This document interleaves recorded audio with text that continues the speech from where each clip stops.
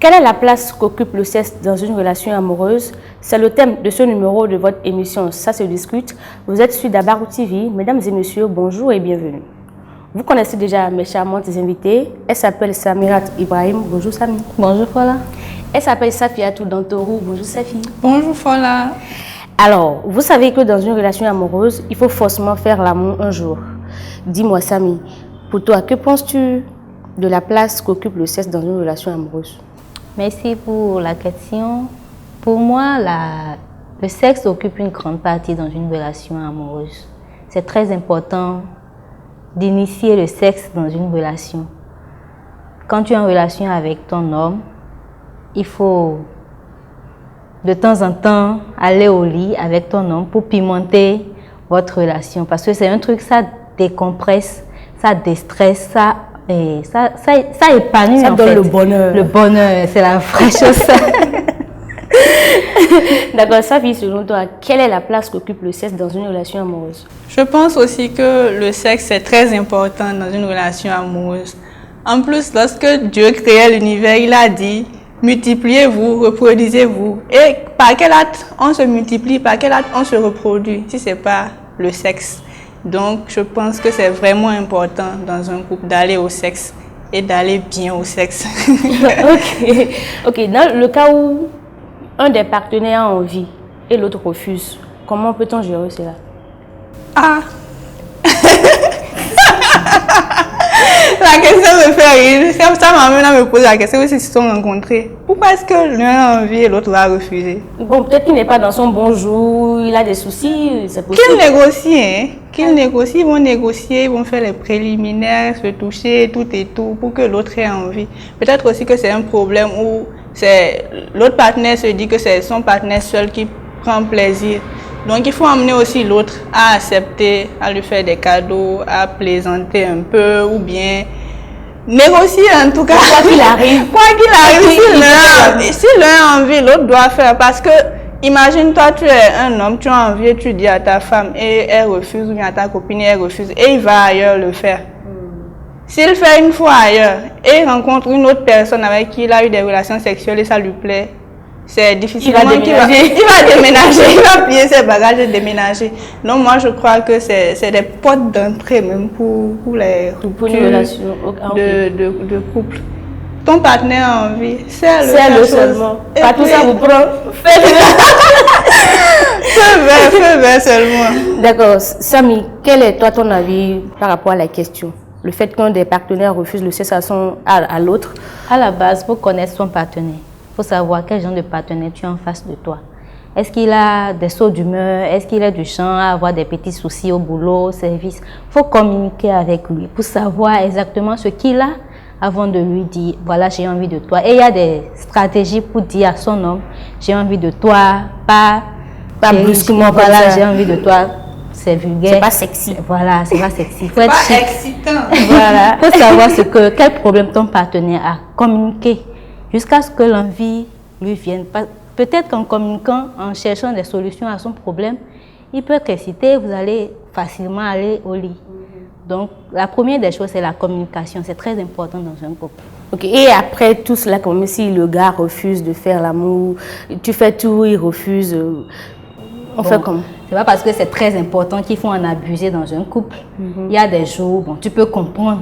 Mais si ça devient répétitif, c'est là il y a des problèmes. Il ne faut pas priver ton partenaire. Le bonheur, voilà. Le bonheur, ça fait du bien dans le corps. Moi, je veux aussi dire que si c'est qui a refusé, si c'est l'homme qui a refusé, c'est grave. Hein. Peut-être qu'il a déjà des vues sur une autre justement parce que... Non, il peut refuser parce qu'il a un problème particulier. C'est pas tout problème qui se règle avec les cristaux de menthe. Cristaux de menthe règle les problèmes. Quel problème par exemple? Quand je dis cristaux de menthe, c'est un produit qui donne de la laine fraîche pour pimenter votre relation. Et comment on l'utilise dans une relation? Tu mets ça dans la bouche, il faut essayer voir ce que ça va faire. Ok, je mets ça dans la bouche, je fais comment? Tu suces, c'est comme du bonbon. Ça donne la laine fraîche. puis l'embrasse, ça l'amène aux anges. Oh Seigneur Jésus. C'est trop cool. Ne faut pas toujours côté ça.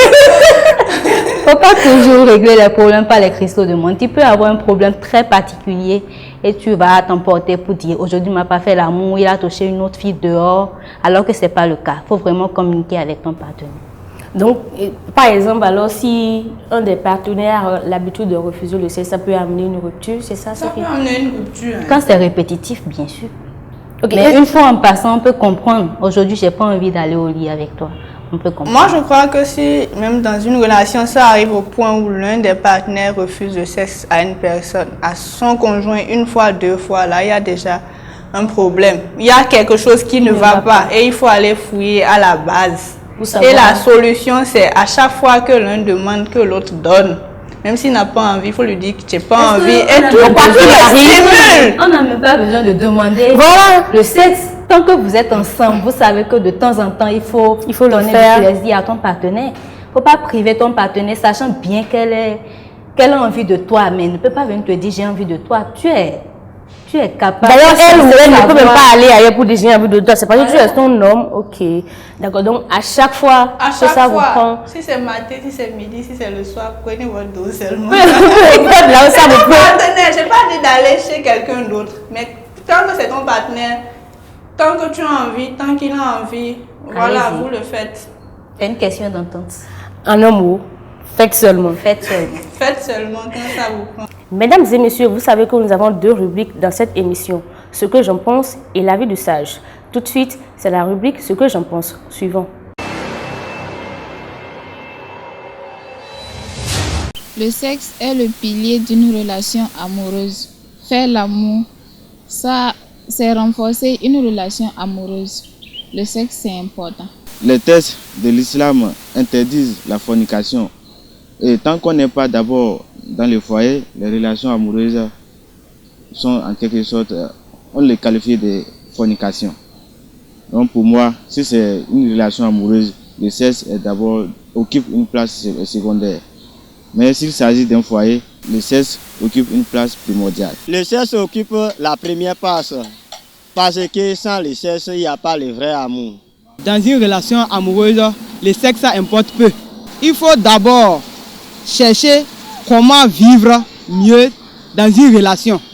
Il faut avoir l'intention d'avoir au moins les moyens de vie paisible avant de penser au sexe. Il ne faut pas directement aller dans une relation amoureuse, chaque fois le sexe. Pour être unis, il faut deux personnes qui s'aiment. Et quand on s'aime, il faut quelque chose qui symbolise l'amitié. Bon, pour moi, le rapport sexuel dans le couple est très très important car ça permet de renforcer le couple. Si tu m'aimes, prouve-le-moi. Or, de nos jours, les preuves, ce n'est que ça. Retour sur le plateau, mesdames et messieurs, vous avez suivi, chers invités, les personnes rencontrées dans la rue qui nous ont donné leur avis sur le thème du jour, quelle est la place qu'occupe le sexe dans une relation amoureuse. Il y a des gens qui ont dit que ça occupe une grande place, il y a d'autres qui ont dit que bon, une relation amoureuse, il ne faut pas tout le temps faire l'amour, il faut plutôt chercher l'argent pour vivre heureux. Ça, vient tout selon toi, ils ont raison ou pas? Faire l'amour, ça occupe une grande place dans la vie d'une personne. Quand on regarde par exemple dans les administrations ici, le constat est grave. Tu veux faire une pièce ou bien tu vas dans une administration, tu dis à la dame que tu es venu faire ci. La dame te loigne d'abord, tu te demandes même qu'est-ce que tu lui as fait. Donc c'est parce qu'elle n'a pas été rodée. Elle n'a pas été rodée. C'est tout ça qui amène des frustrations, ça amène la haine, des colères bizarres, des sautes d'humeur. Ah non, c'est comme ça. Servez vos femmes, servez vos hommes, s'il vous plaît, c'est important. On veut des gens gais, souriants partout, s'il vous plaît. Pour que le service soit bien rendu. Pour que le service soit bien rendu, pour que le résultat soit là. C'est important, c'est très important. Tout à l'heure, tu as suivi les gens qui ont donné leur avis sur le thème du jour. Ils ont raison ou pas? Ils ont très bien raison, mais celle qui dit cherchons l'argent, si ses parents s'étaient concentrés sur chercher l'argent, elle serait née. Il suffit d'un coup pour avoir une grossesse.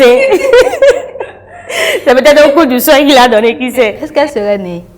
Le tout ne suffit pas de chercher. On peut chercher l'argent, mais ne pas être heureux.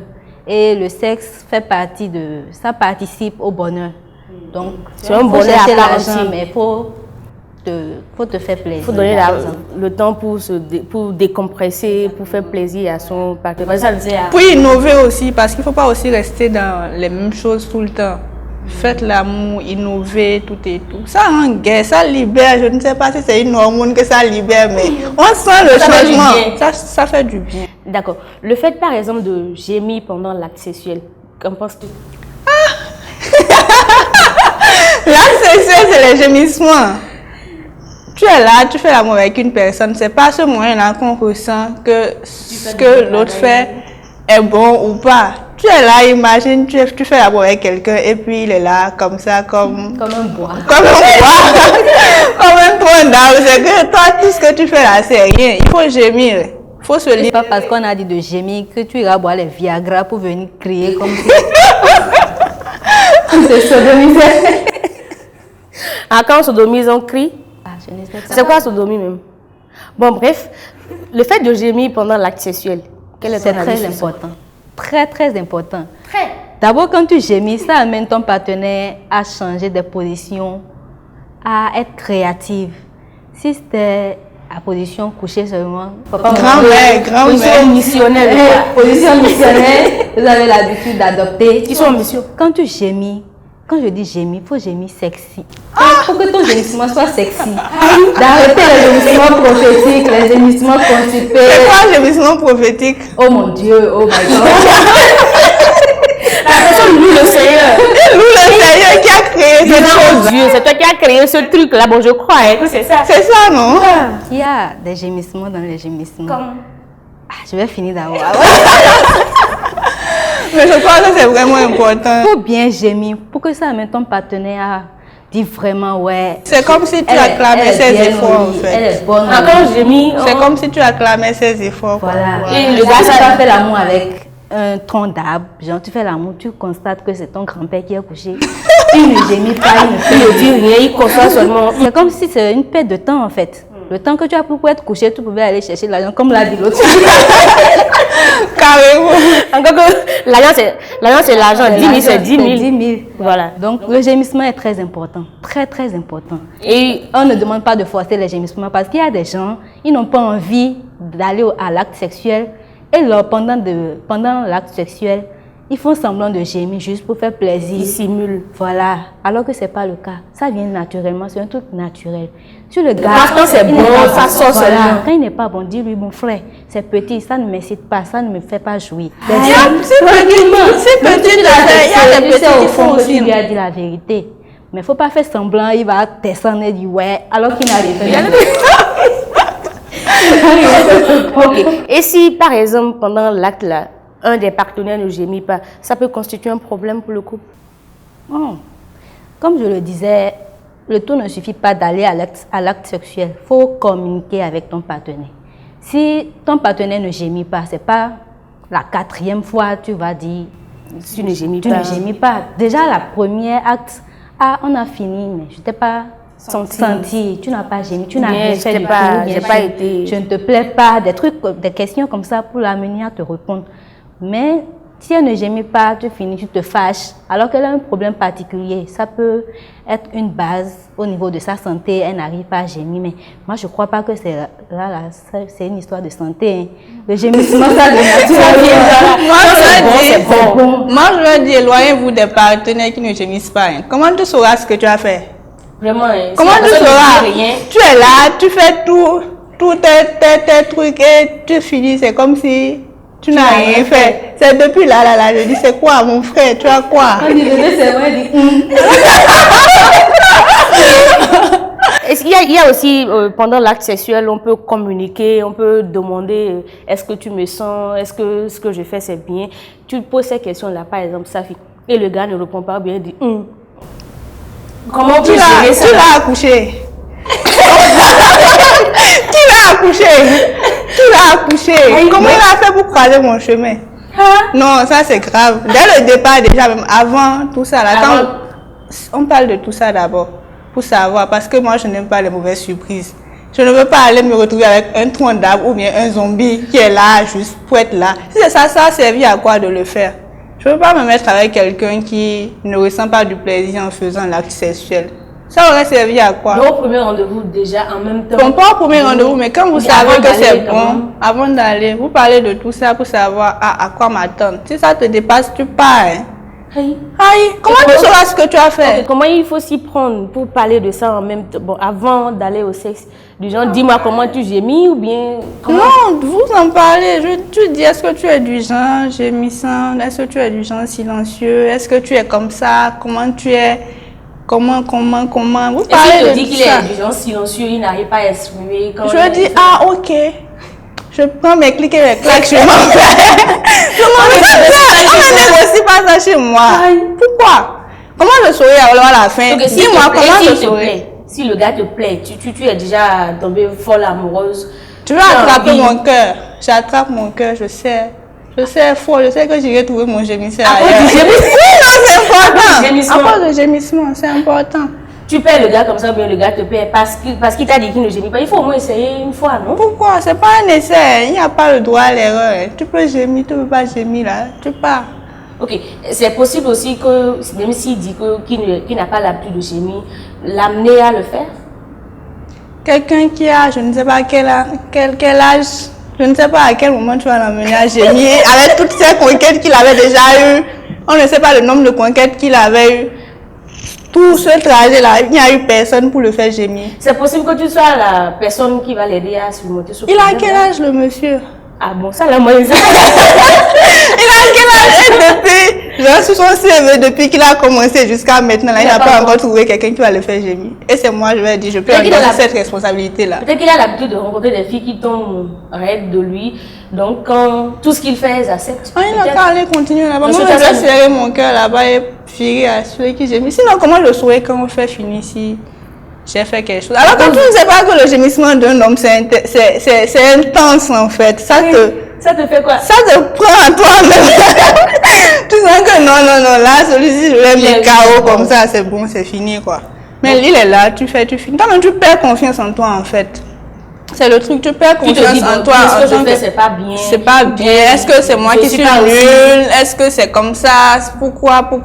Des questions sans réponse. Des questions sans réponse. Alors que c'est lui le problème. Le gars est là, lui il est là comme un tronc d'arbre. Et c'est là-bas que tu iras te frotter. Faut partir tranquillement. Non, c'est aussi important que ça, le gémissement. C'est très important. Très important. Donc pour toi aussi, quand vous faites qu'il ne gémit pas, c'est un problème. Tu plies le bagage. Si je l'aime vraiment, je vais l'amener à corriger cela. Même s'il ne gémit pas, qu'il ait des façons de me prendre au lit pour que je sente que ouais, je suis avec quelqu'un. Pas forcément de gémir, mais il y a plusieurs manières d'amener son homme à être actif au lit. Moi, je te dis que le gémissement d'un homme, c'est intéressant. Il faut tester ça, tu vas sentir. Et tout cela que tu as fait quelque chose. Donc, quand il gémit, là, ça te fait quoi, toi? Tu te sens femme complète. Genre, tu sais que bon, t'as un moment, ton papa tombe bien accouché, tu es complète. Donc, tu sens que là-bas, là, c'est le bonheur. C'est calé, c'est le bonheur. C'est ça, c'est le bonheur, simplement. Donc, le gémissement, c'est aussi important? C'est important. C'est là que tu sens que ton papa est à un moment tombe bien accouché et que tu es complète. C'est là que tu sens qu'il a trouvé son bonheur. Ce qu'il est venu chercher là, il a trouvé ça. Et tu es soulagée, toi aussi. Il arrive, c'est très important. Il ne faut pas constiper les gémissements. Il faut libérer. Ne soyez pas ingrat ou ingrate dans le gémissement. Voilà. Il faut donner, ressortir. Alors, mesdames et messieurs, je suis sûre que vous trouvez ça intéressant. Tout de suite, place à la deuxième rubrique, qui est l'avis du sage. Suivons. Le sexe est le ciment du couple. Lorsque vous êtes marié et vous n'avez pas fait l'amour, c'est-à-dire que le mari n'est pas consommé, on peut dissoudre facilement. Juste pour dire, pour donner l'importance du sexe dans la relation amoureuse. Mais je ne dis pas que la relation amoureuse est réduite au sexe. Non. Si on confond les deux, ce n'est pas bien. L'amour, c'est un tout. Rapport sexuel responsable entre deux personnes, c'est ça dont l'amour a besoin pour grandir. Lorsque vous êtes en couple, c'est une obligation pour vous de satisfaire la femme, c'est une obligation pour la femme de satisfaire son homme. Il n'y a pas de punition où on dit je ne fais pas l'amour parce que je vais te punir. Non, ça n'existe pas, il n'y en a pas. Si vous avez des problèmes, réglez ça ailleurs. D'abord, le sexe, avec les gens, on règle même beaucoup de problèmes. Il y a des couples qui sont en parole, mais quand ils font l'amour, là, tout s'arrête. Ils continuent à discuter. Ils se libèrent. C'est une obligation pour toi, l'homme. Toi qui me regardes là. Si tu es garçon, c'est satisfaire ta femme. Un bon garçon, c'est satisfaire son épouse. Elle doit vibrer. Si quelqu'un pense à toi, elle sourit. Mais si tu n'arrives pas à faire ça, tu n'es pas un garçon. Tout passe au niveau de la caresse. Tout passe de l'attention qu'on lui accorde. Comment on fait les mouvements. Comment on arrive à la gérer. C'est ça le plus important. En tout cas, sans le sexe, si la femme travaille déjà, elle trouve de l'argent. Donc ce n'est pas ton argent qui lui fait quelque chose. Lorsque vous avez envie de votre homme, il faut le lui dire. Il faut faire, même si vous ne pouvez pas dire par les paroles là, il y a des gestes. Il y a des gestes, il y a des manières qu'il faut faire pour l'inviter. L'homme est visuel. L'homme ne voit pas le sexe et fermer les yeux. Même s'il ne veut pas, quel que soit votre rang. Quand on regarde d'abord avant de détourner les yeux. Alors, il faut s'habiller avec ceci quand vous êtes seul. Hein? Et il faut lui montrer les bonnes parties. Dans le couple, quel que soit l'âge que vous avez, quelles que soient les occupations que vous avez, il faut s'habiller avec ceci. C'est ça qui excite l'homme. Donc chacun va essayer de combler ce qui manque chez l'autre. L'harmonisation tue l'amour. Donc surtout l'homme a besoin de variété de circonstances de sexe. Les positions sont vraiment importantes. Si une position dérange votre épouse, il faut changer. Mais on doit forcément varier. Les lieux de rapport, on doit changer. Si je fais ça dans le lit, pourquoi faut aller par terre? Pourquoi au salon? Si on a des enfants, bon, il faut choisir des jours où vous allez envoyer les enfants quelque part pour être libre. Mais vous sortez pour aller rester dans un hôtel. Vous devez varier les positions. On peut faire ça à la douche, on peut faire ça à la cuisine, on peut faire ça partout. Vous êtes à deux. Si ça vous donne du plaisir, allez seulement. Quand l'homme fait l'amour avec une femme, quand la femme gémit, il est content, il voit qu'il est en train de travailler. Il voit qu'il est en train de travailler. Mais quand la personne est là, c'est-à-dire que la personne ne fait rien comme un tendable là, on se demande qu'est-ce que j'en ai fait, je me fatigue pour rien. Il y a des femmes qui disent, oh Dieu, my God, tout ce qui veut. Mais l'autre là, c'est siffler seulement. Pour d'autres femmes, elles ne font que siffler. Il y a des femmes, c'est étirement. Elles s'étirent. C'est leur plaisir pour montrer qu'elles sont. Elles s'étirent. Tout ça montre que ça me fait. Je sens de bénéficier de quelque chose de mon homme. Donc, gémissement, on doit le faire. C'est une expression pour dire que oui, ça me fait plaisir. Et quand elle trouve vraiment du plaisir, elle ne sait pas avant de le faire. C'est pas je fais semblant. Quand la femme est satisfaite, là, elle ne peut pas se contenir, elle doit se libérer, elle doit gémir ou elle fait des mouvements pour montrer que oui, ça marche. Ou bien c'est elle qui te sert, ça dit que oui, elle veut que tu ailles en profondeur. Ça doit le faire. Donc, voilà, on doit gémir, sinon l'homme là est découragé. Vous venez de suivre un conseiller conjugal qui a parlé de la place qu'occupe le sexe dans une relation, qui a dit un homme qui ne sert pas sa femme correctement au lit est un homme défaillant. Une femme qui ne donne pas tout le temps envie à son homme est une mauvaise femme. Il a parlé des positions, il a parlé des gémissements, il a parlé de tout ce qu'il faut mettre en œuvre pour satisfaire son ou sa partenaire. Que dans une relation, il le faut pour que l'amour perdure. Alors, mesdames, vous avez suivi tout à l'heure le conseiller conjugal qui a insisté sur le fait de changer de position pour faire l'amour. Quel est ton avis sur le fait de changer de position pendant la sexualité? C'est très important de changer les positions pendant l'acte sexuel. Si, comme je l'avais dit, tu ne peux pas faire l'amour en adoptant les mêmes positions tout le temps. Ça ennuie, ça dégoûte. Genre, tu n'as plus envie à un moment donné. Quand il te dit même j'ai envie de toi, tu te rappelles de la seule position là. Et ça t'énerve. On a envie de toi en même temps. Il faut être créatif dans le couple. Et comme on a parlé des gémissements, en gémissant très bien, ça amène l'homme à changer ou bien la femme à changer des positions. Sans même le savoir. Sans même le savoir, voilà. Mais vous faites l'amour, vous constipez les gémissements. Vous serez là couché sans genre. Vous savez que vous faites juste l'amour, mais vous ne ressentez pas vraiment le plaisir. Donc, c'est très important de gémir, c'est très important de changer les positions. Si vous ne savez pas, il y a des réseaux sociaux actuellement. Tapez les positions qu'il faut adopter au lit. Venez chez Samy. Papa handicapé. Vous venez chez Samy. Moustique aveugle. Moustique pensif. Poulet pensif. Pour être créatif dans le couple, il faut adopter des positions pour pimenter ce que vous faites. Voilà. Alors, Safi, quel est toi ton avis sur le fait de changer les positions pendant l'acte sexuel? C'est très, j'ai dit ça combien de fois? Bon, je compte même plus. C'est très important de changer de position pendant l'acte sexuel. Sinon, ça ennuie. Ça ennuie le partenaire, ça ennuie la partenaire. Peut-être qu'il ne va jamais oser vous le dire, mais ça ennuie vraiment. Et on remarque même que dans certains couples, il y a la femme qui convoque une réunion et les parents sont là. Je ne sais pas si... Madame parler. On dit Madame parler. Elle commence à bégayer ou bien elle commence à tousser là-bas. Il faut savoir que il y a un problème au niveau du foyer, il y a un problème. C'est le fait que le gars ne fait pas bien. C'est qu'il ne fait pas bien et la femme dit que son homme est nul. Et forcément, ça amène à vouloir aller voir ce qui se passe ailleurs. Donc c'est très important de changer de position, c'est très important d'innover. C'est tout ça qui conduit à l'infidélité. C'est ça. Si tu adoptes la même position tout le temps, faut être c'est toujours la même chose. Tu vas toujours manger du bonbon tous les jours. Il faut manger clin-clin, il faut manger... Et dans la créativité, c'est pas toujours nouer le pain dans la maison.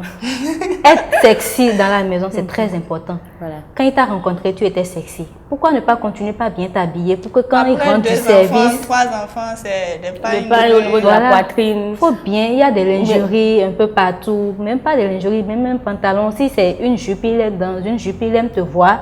Porte ça. Même si tu as d'enfants, ça n'empêche pas d'être belle, de te rendre belle. C'est très important. Pour que s'il rentre du boulot. Au dehors ici, là, elle ne blague pas. Elle s'amuse pas. Elle récupère ton bonbon. C'est fini pour toi. C'est fini. C'est là que tu vas te demander, Seigneur, pourquoi Elle faut les jeux de ici. Si tu refuses de le faire à ton partenaire, il ira chercher ça ailleurs. C'est là que j'entends les gens disent que le gars est là, il est assis, il a son téléphone en main, il sourit seulement. Tu ne sais pas pourquoi il sourit. Il dit que le gars, il se rappelle des coups de une fois à la maison, c'est mine renfrognée, comme s'il est devenu militaire. Alors que dehors, c'est pas le cas. Faut apprenez à motiver ne pas votre laisser homme, les hommes aller dehors. Pour quand ils rentrent du service, pour qu'ils disent ah ouais, j'ai une femme, j'irai chercher quoi dehors. À une certaine heure, même s'il avait envie de sortir, il ne sortira pas. Tu as déjà tout ce qu'il faut dans la maison. Et tu as tous les katas, il va dire qu'est-ce que j'irai me chercher encore ailleurs. C'est à la maison. C'est à la maison. Qu'est-ce que toi, jeune fille, tu veux me faire que ma femme ne m'a déjà jamais fait. Donc après 3 enfants, 4 enfants, il faut être dans des c'est là même que tu seras encore bien pimpante. Avec 4 enfants dans la maison, tu vas trouver encore... Tu vas encore trouver le temps de te mettre sexy. Si le gars rentre à 19h, si tu ne veux pas perdre ton mariage, tu as le choix. Les hommes là sont virulents. À chaque fois, il faut être pimpante. À chaque fois. Pimpante. Les hommes sont virulents. Il faut être pipi, du genre, checker quoi. Pour que s'il rentre à chaque fois qu'il croise une go dehors, qui le manmène, c'est fini. Il t'oublie. Il t'oublie. Mais du genre, tu es là, mais il n'a plus envie de toi. C'est peut-être à cause de ses enfants seulement il va rester, sinon c'est fini. Alors, sécurisez vos foyers, changez les positions, habillez-vous sexy. C'est important. Ok. Ton avis alors sur le fait de, en dehors de gémir, changer de position pendant l'acte sexuel, le fait de changer les lieux, de le faire. Il ne faut pas tout le temps le faire au lit ou coucher et autres. Quel est ton avis sur l'aspect là? C'est que tu changes le décor. C'est comme si tu te retrouvais à Paris, mais lui en même temps au Bénin. Tu changes de lieu, tu changes de place. Ça fait partie aussi des positions, on va dire, mais innover. Changer d'emplacement, changer de lieu, ne pas tout le temps le faire au lit. Il n'y a pas le lit, les endroits par exemple où on peut le faire? Sur le canapé, sur la table, partout là où vous prend. Partout ça vous prend. Faites seulement. Faites seulement. Arrêtez-vous, faites seulement. Et puis continuez. Alors le fait de changer le lieu des rapports sexuels entre vous, qu'est-ce que tu en penses? C'est bon de changer de lieu. Il ne faut pas toujours rester dans le même cadre pour dire c'est moi qui ai construit, donc c'est là où tout va se passer. Non, sors l'argent.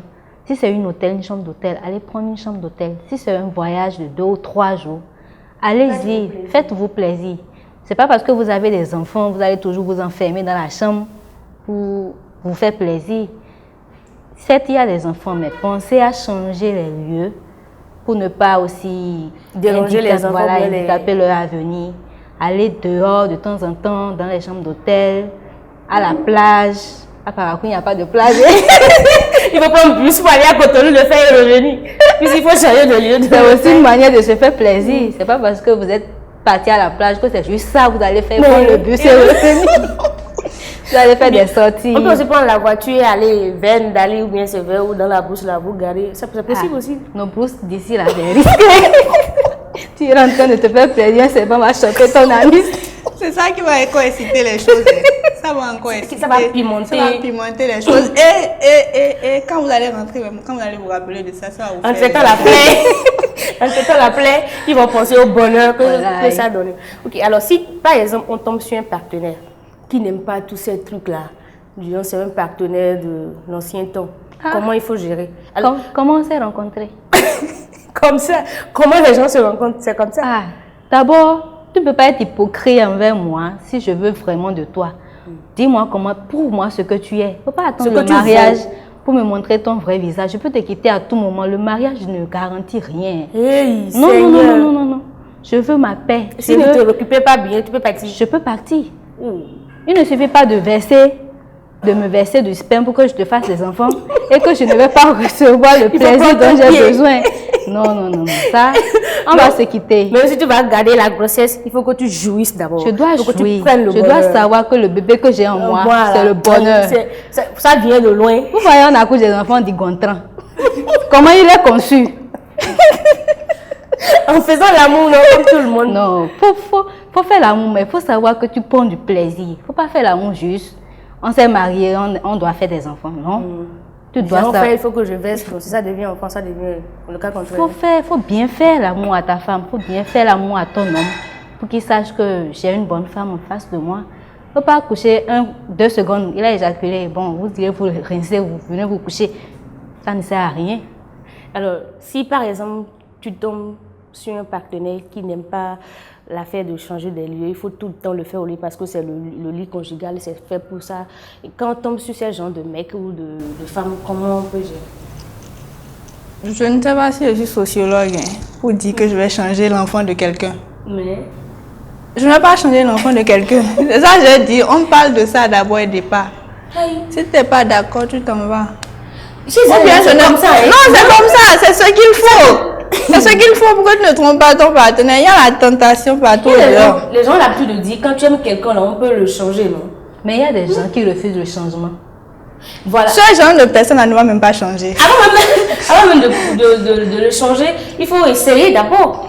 Voir, là tu vas le juger. Tu seras là où c'est bon ou bien. Oui.